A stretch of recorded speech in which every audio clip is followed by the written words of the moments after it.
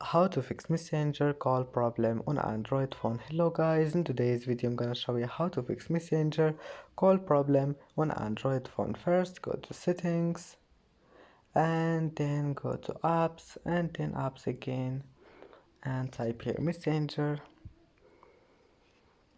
Now click on it and then click storage and then click clear cache here and go to permissions, enable all of those here, phone and microphone and camera, enable all of those. You will find it like that and then just enable it.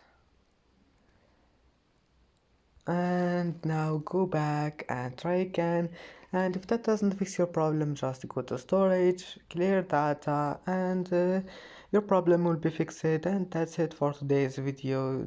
Don't forget like and see you in the next video.